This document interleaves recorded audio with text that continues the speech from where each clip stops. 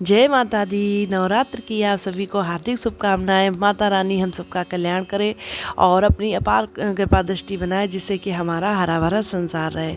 तो हम भी माता रानी को क्या भोग लगाएं, क्या पुष्प चढ़ाएं, जिससे माता रानी हम पर बहुत प्रसन्न हो। और इस 9 दिन हम माता रानी को खूब प्रसन्न करें, जिससे माता रानी अपनी कृपा दृष्टि बनाकर हमारे संसार को खुशी रखें, सुख समृद्धि बनाए रखें, आरोग्य रखें। तो चलिए इस वीडियो के थ्रू मैं आपको बताऊंगी कि माता रानी को आपको 9 दिन 9 स्वरूपों को कौन सा भोग लगाना है और कौन से पुष्प चढ़ाना है।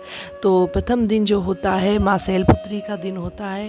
शैलपुत्री को हिमालय पुत्री भी कहा जाता है। जब सती माता ने अपने शरीर का आधा कर लिया था, तो जब उन्होंने अगला जन्म लिया था तो वो शैलपुत्री के रूप में हिमालय के वहाँ जन्म लिया था। तो उन्हीं की पुत्री को हम शैलपुत्री कहते हैं। तो माता रानी को इस दिन हमें सफ़ेद रंग के पुष्प अर्पित करने चाहिए। माता रानी को बहुत प्रिय होते हैं। और घी से बना हुआ कोई भी आप भोग आप माता रानी को अर्पित कीजिए। हलवा बना लीजिए, चाहे पूड़ी बना लीजिए घी से बनी, मतलब घी से बना हुआ कोई भी भोग माता रानी को अर्पित कीजिए, वो बहुत प्रिय होता है। इससे माता रानी हमें आरोग्य का वरदान देती है और हमारे घर के कोई सदस्य जो है बीमार नहीं होंगे। दूसरा जिन स्वरूप जो होता है माता ब्रह्मचारिणी का स्वरूप होता है। तो ब्रह्मचारिणी माता को जो है शक्कर और मिश्री का भोग बहुत ही प्रिय होता है। तो आपको पंचामृत का भोग बना लेना है और पंचामृत का भोग माता रानी को अर्पित करना है। आपको नैवेद्य के रूप में उनको चढ़ाना है और घर के सभी सदस्यों को ग्रहण करना है। ऐसा करने से हमारे घर में जो है ऊर्जा का संचार होता है, वैराग्य और संयम बढ़ता है। तो माता ब्रह्मचारिणी का हम इस तरीके से भोग लगाएंगे। और माता ब्रह्मचारिणी को जो है गुलदाउदी के पुष्प बहुत प्रिय हैं। तो इस दिन आप माता रानी को गुलदाउदी के पुष्प चढ़ाइए, अवश्य चढ़ाइए। अगर ना हो तो वैसे तो माता रानी को गुड़हल और गुलाब के पुष्प अति प्रिय हैं, तो आप ये भी चढ़ा सकती हैं। तीसरा स्वरूप जो माता रानी चंद्रघंटा का स्वरूप होता है। तो चंद्रघंटा माता को दूध खीर का भोग बहुत अति प्रिय होता है। और माता रानी को कमल और शंख पुष्पी का आपको पुष्प चढ़ाना है। ये माता रानी को बहुत ही प्रिय होते हैं। अगर ना हो तो गुड़हल का भी पुष्प चढ़ा सकती हैं, लाल पुष्प चढ़ा सकती हैं, माता सबसे प्रसन्न हो जाएंगी। लेकिन अगर आपको शंख पुष्पी का पुष्प या कमल मिल जाए तो बहुत ही सही रहेगा।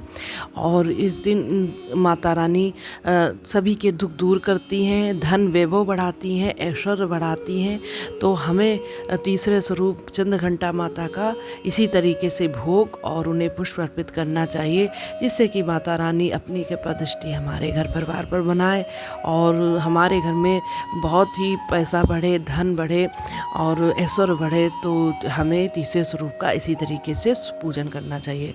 तो माता का चौथा स्वरूप जो है कुष्मांडा माता है। तो कुष्मांडा माता को जो है कि मालपुए का भोग अति प्रिय है। तो आप उस दिन मालपुआ बनाइए, माता रानी को भोग चढ़ाइए और इस भोग को ब्राह्मण में भी आप बांट दें तो अति शुभ होता है। और घर परिवार के सभी सदस्यों को जो है इस दिन भोग स्वीकार करना चाहिए, ग्रहण करना चाहिए, जिससे कि उनके सभी सदस्यों की बुद्धि का विकास होगा। और घर में जिसे भी कोई समस्या रहती है, जिसे तनावग्रस्त है, वो सभी दूर होते हैं। तो आपको मालपुए का भोग लगाना है।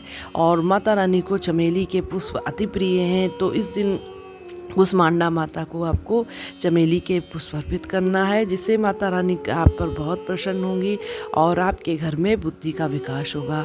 तो इस तरीके से माँ कुष्मांडा का हमें भोग और पुष्प अर्पित करना है। तो पांचवा स्वरूप जो माता स्कंद माता का स्वरूप है। तो स्कंद माता को जो है केले बहुत प्रिय हैं। तो इस दिन आप स्कंद माता को केले का भोग लगाइए और इससे करने से घर में कोई शारीरिक रोग जो होता है सब मुक्ति मिल जाएगी। कोई भी सदस्य बीमार होगा तो उसकी बीमारी दूर हो जाएगी। तो आपको माता रानी को केले का भोग लगाना है और साथ ही साथ पीले पुष्प भी चढ़ाना है। तो छठा जो स्वरूप होता है माँ कात्यायनी का स्वरूप है। तो कात्यायनी माता को लौकी और मीठे पान का और शहद का भोग अति प्रिय है। तो आप माता रानी को लौकी का हलवा आप चढ़ा सकती हैं, मीठे पान का बीड़ा बना के आप अर्पित कर सकती हैं, शहद से शहद अर्पित कर सकती हैं, या शहद से बनी कोई भोग हो वो आप माता रानी को अर्पित करिए। इससे आपके घर में जो भी नकारात्मक ऊर्जा है वो सारी दूर हो जाएगी और पॉजिटिविटी आपके घर में आ जाएगी और ऊर्जा का संचार होगा, घर में सौंदर्य बढ़ेगा सभी सदस्यों का, जिससे कि शरीर में एक अलग ही तेज होगा। तो आपको माँ कात्यायनी को ये भोग लगाना है और साथ ही साथ माँ कात्यायनी को बेर के पेड़ का फूल जो होता है वो आपको अर्पित करना है। वो माता रानी को अति प्रिय होता है। अगर आपको ना मिले तो कोई बात नहीं है, माता रानी को गुड़हल कमल का पुष्प अर्पित करिए, वो भी बहुत प्रिय है माता रानी को। तो इस तरीके से माँ कात्यायनी का भोग और पुष्प अर्पित करना है। तो सातवां स्वरूप जो होता है माता कालरात्रि का स्वरूप होता है। तो माँ कालरात्रि को गुड़ के बने भोग अति प्रिय हैं। तो उस दिन आप गुड़ का हलवा माता रानी को चढ़ाइए, गुड़ चढ़ा दीजिए।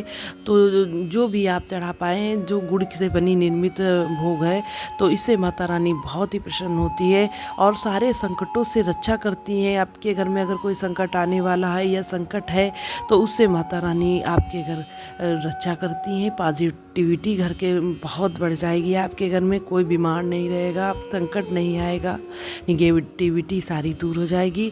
और माँ कालरात्रि को नीले रंग के पुष्प अति प्रिय होते हैं। तो आप नीले रंग के पुष्प चढ़ाइए, कोई भी आपका पुष्प चढ़ मिल जाए।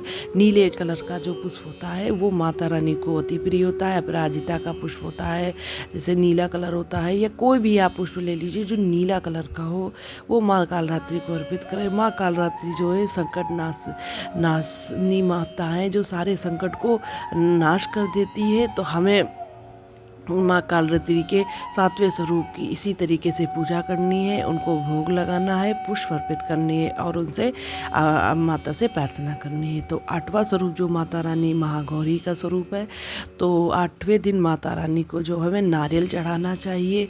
जो भी माताएं जो है संतान सुख से वंचित है या किसी कारणवश उन्हें संतान नहीं प्राप्त है या उनकी संतान बीमार रहती है या कोई भी संकट है, तो माँ कालरात्रि को आपको नारियल अर्पित कर देना है और माता रानी से प्रार्थना करना है कि माता रानी मेरे संतान ने कोई भी समस्या, संतान संबंधी अगर आपको समस्या है तो माता रानी से प्रार्थना करनी हाथ जोड़ के।